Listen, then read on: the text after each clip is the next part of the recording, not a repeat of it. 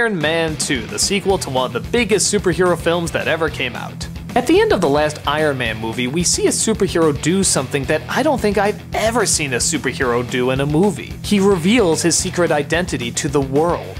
When does that ever happen? It's always to a love interest or a close friend or something like that. Whoever just admits to the world that they're a superhero. It's something I've never seen before and got me really excited for the sequel because you would think, wow, this is gonna go places we've never seen a superhero movie go before. And in some respects, it does. We see the life of a superhero if he was a celebrity. Tony Stark has taken the law into his own hands, is flying around the world and stopping evil wherever he sees it. And the government, in kind of a confusing way, is powerless to stop it. He's more popular than ever, everybody loves him, and of course, he has his vengeful haters. Mickey Rourke is a villain who vows vengeance against Tony Stark because of some wrongdoing that his father did in the past. He attaches these electric ropes to his hands and suddenly he's one of a bad mother.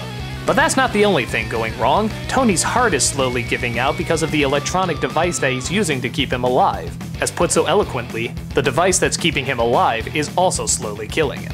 On top of that, he's upgraded Pepper Potts to take over his business, a new bodyguard named Black Widow, played famously now by Scarlett Johansson, enters the mix, and another big corporation wants to take down Stark by teaming up with Rourke and creating even better war machines. In fact, one of them is even called War Machine. When this film came out, people hated it. All they could do is talk about how god-awful it was. Now don't get me wrong, it still did really good at the box office, but everybody just despised the out of it. Does the film deserve such a bashing? Well, kinda, but I don't know if it deserved quite as much as it got. I guess I'll talk about the good stuff first. It does show kind of the price of celebrity. Tony of course loves the attention, but he realizes that he can't escape himself. No matter how hard he parties or gets drunk, all his misery is always waiting there for him, except now it's in public and everybody can see it. When he gets in a fight with a best friend, suddenly it makes news. And it makes it even harder for him to figure out how to solve his problems. Mickey Rourke as well is a great choice for a villain. He has a wonderful voice, he has a perfect look, he has the strength, he just came off of a huge hit movie. It's an ideal choice. But this does all build up to the biggest problem with the movie. It goes nowhere. Remember that problem with Tony's heart? You could have cut that out and not miss anything. You know how Mickey Rourke is spending most of the movie building these incredible weapons? It's only around a few minutes at the end. You know how Mickey Rourke is supposed to be the villain in this? You barely see him. In fact, the main bad guy is just some in a suit. Wait, didn't we already have some in a suit in the last movie?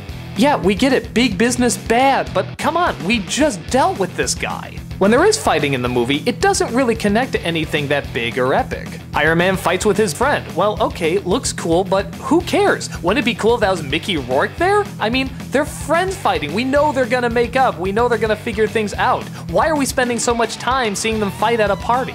Remember how Stark upgraded Pepper Potts to run the company? She doesn't like it. She turns it down after a while. Okay, well, what's the point of that then? There's a lot of time dedicated to Tony and remembering his father and what a jerk he was, only to figure out he wasn't really that much of a jerk. Okay, what did that add? Tony still acts like a jerk, and not the fun kind of jerk, just a jerk. He gets drunk and keeps telling everybody that despite what they think, he knows what he's doing, but he doesn't. He clearly doesn't know what he's doing, and it's not fun to watch. In the first film, he did jerky things, but he still came around to using his brilliant mind. He utilized stuff. He was resourceful. Here, all the times he reassures people that he knows what he's doing, it never comes back into play. They tackle Black Widow a lot better in the future because she's kind of a wasted character here.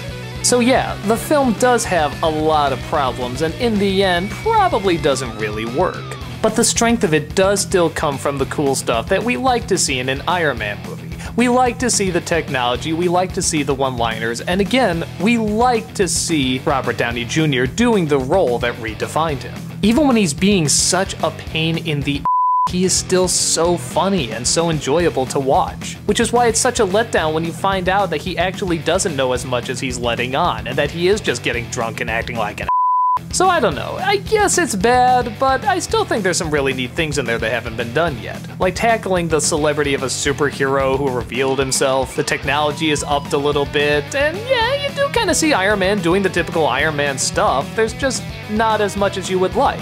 In the end, it just kind of feels like a distraction to introduce a few other elements in between Marvel movies.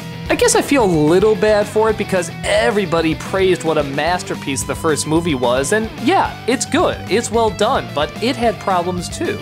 And everyone seems to forget that when they look at this one. It doesn't work as a whole, but I don't think it's as bad as everybody else built it up to be. And I guess we kinda know that there's more Iron Man movies on the way anyway, so it's not like this is the last one we would ever see. Now, how would that one fare up? Well, we'll get to that when we get to that. But for this one, it's probably the perfect definition of close, but no explosion.